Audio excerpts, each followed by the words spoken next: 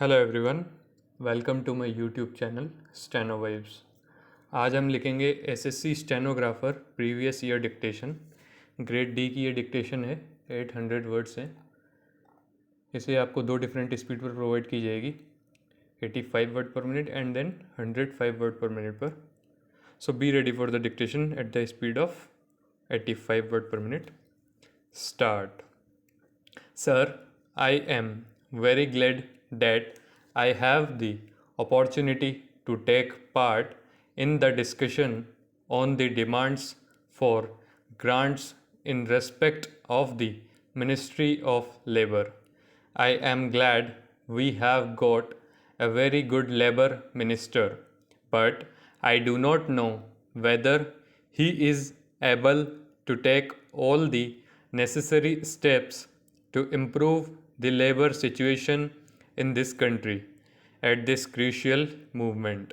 Sir, in the Labour Ministers' Conference some time back, it was suggested that steps should be taken to enforce the minimum wages in the different industries.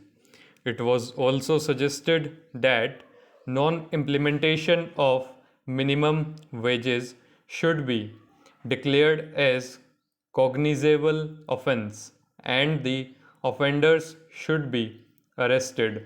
However, it had been agreed at the conference that more deterrent punishment should be given to the offenders and the act should be amended suitably. Necessary challenges should have been made in the central legislation by this time.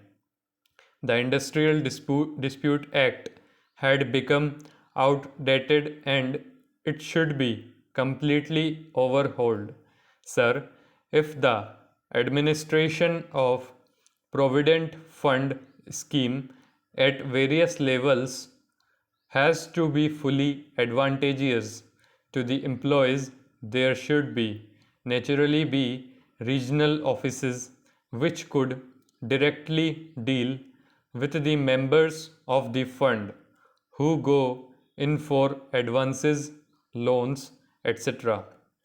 The present situation has offered an opportunity for the government to make necessary meaningful changes in a number of legislative measures which seek to protect and regulate the rights and working conditions of industrial workers and other employees.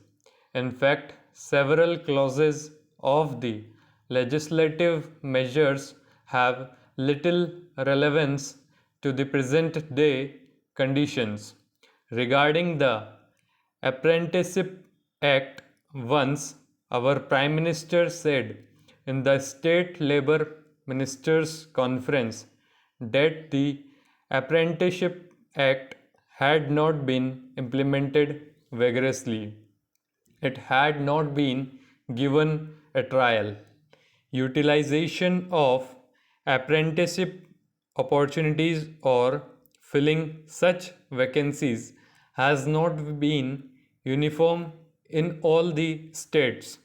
Creation of skilled manpower has lagged behind the limits of possibilities. So, the more important point is that what is to be done with the trained manpower if it cannot find jobs. What is even more important is that there is a new sense of urgency and a will to get things done.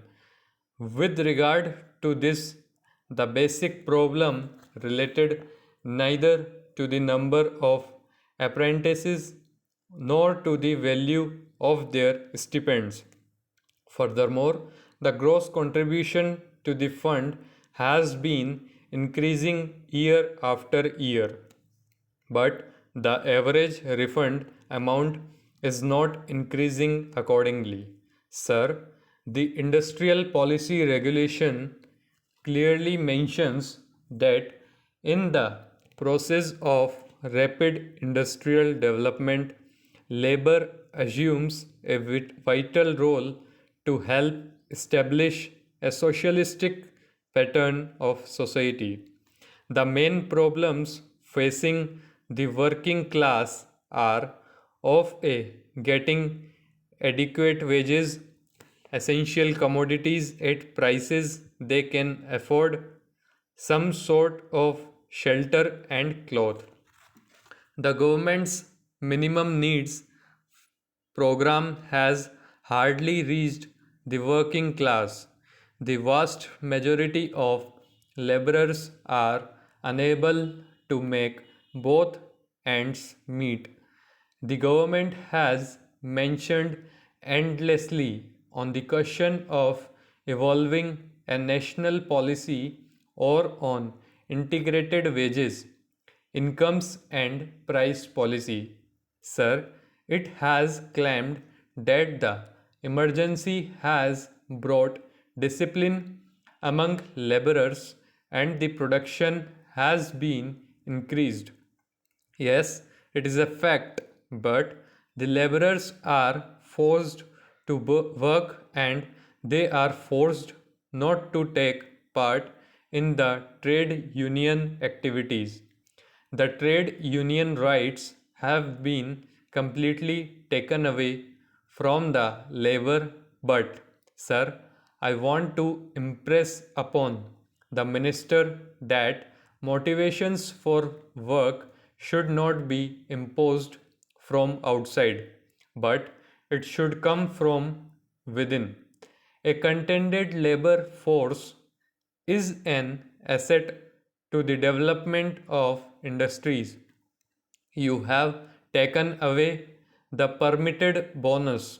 Some time back, this parliament passed an act to fix the minimum bonus at 8.33%, but the same act was adversely amended by the same parliament some time ago. The bonus was accepted by this government as deferred wage, but the same government has reversed the conception of bonus, and this government says that bonus is not a deferred wage but it is connected with production and productivity. But what about the owners of industries? Do you know how much have they reduced in the dearness allowance of the workers nowadays? Not only that, a number of companies have been held guilty for failure to deposit the provident fund money and also for mishandling the amount due to employees.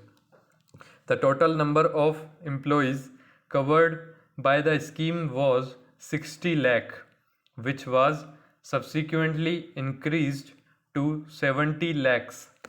The gross contribution to the fund was expected to be increased, but the refund has not increased accordingly. Further, the arrear in default in payment by the employers on an average over a period of 5 years is increasing alarmingly. Such a situation calls for stringent regulation and control over the operation and administration of funds. Full stop completed. यह थी dictation 85 word per minute पर. अब इसे हम लिखेंगे next speed पर 105 word per minute. So be ready. Ready. Start. Sir, I am very glad that I have the opportunity to take part in the discussion on the demands for grants in respect of the Ministry of Labor. I am glad we have got a very good labor minister, but I do not know whether he is able to take all the necessary steps to improve the labor situation in this country at this crucial movement. Sir, in the labor ministers' conference some time back, it was suggested that steps should be taken to enforce the minimum wages in the different industries. It was also suggested that non implementation of minimum wages should be declared as a cognizable offense and the offenders should be arrested. However, it had been agreed at the conference that more deterrent punishment should be given to the offenders and that the act should be amended suitably. Necessary changes should have been made in the central legislation by this time. The Industrial Dispute Act had become outdated and it should be completely overhauled. Sir, if the administration of Provident Fund scheme at various levels has to be fully advantageous to the employees, there should be naturally be regional offices which should directly deal with the members of the fund who go in for advances, loans, etc. The present situation has offered an opportunity for the government to make necessary meaningful changes in a number of legislative measures which seek to protect and regulate the rights and working conditions of industrial workers and other employees. In fact, several clauses of the legislative measures have little relevance to the present day conditions. Regarding the Apprenticeship Act, once our Prime Minister said in the State Labour Ministers' Conference that the Apprenticeship Act had not been implemented vigorously. It had not been given a trial. Utilization of apprenticeship opportunities or filling such vacancies has not been uniform in all the states. Creation of skilled manpower has lagged behind the limits of possibilities. So, the more important point is that what is to be done with the trained manpower if it cannot find jobs? What is even more important is that there is a new sense of urgency and a will to get things done.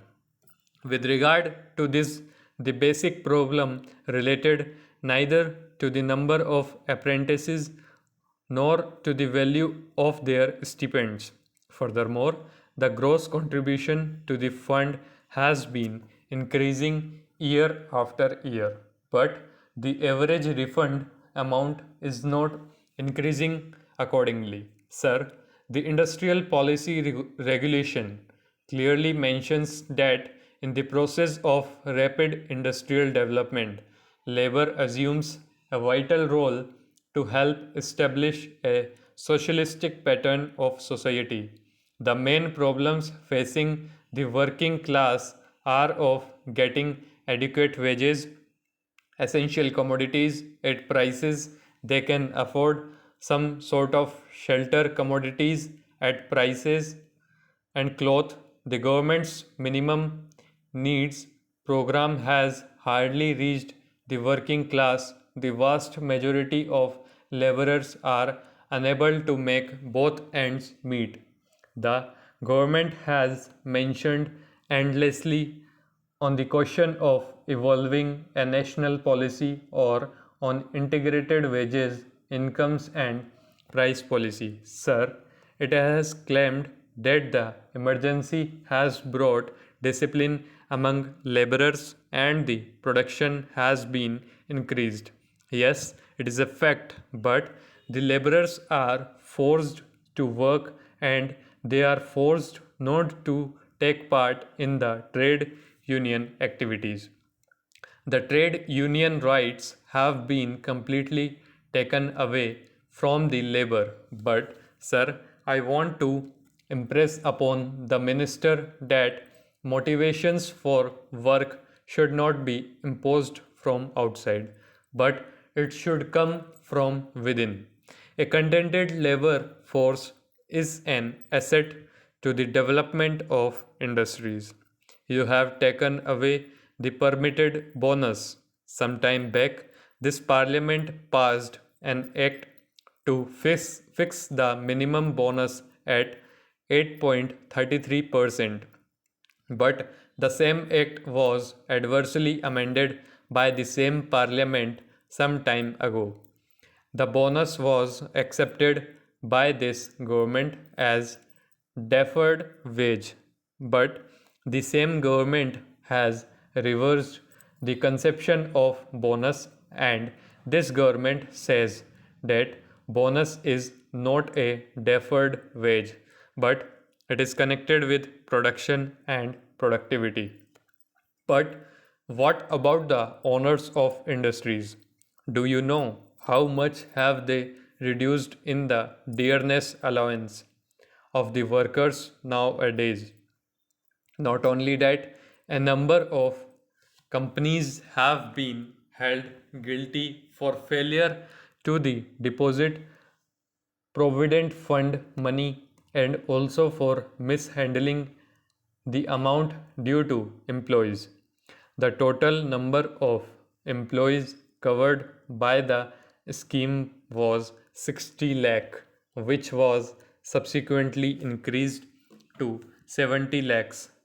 The gross contribution to the fund was expected to be increased, but the refund has not increased accordingly. Further, the arrear in default in payment by the employers or an average over a period of 5 years is increasing alarmingly. Such a situation calls for stringent regulation and control over the operation and administration of funds. Full stop completed. ये थी dictation 105 word per minute पर. आप इसका PDF description link में से download कर सकते हैं. Thank you.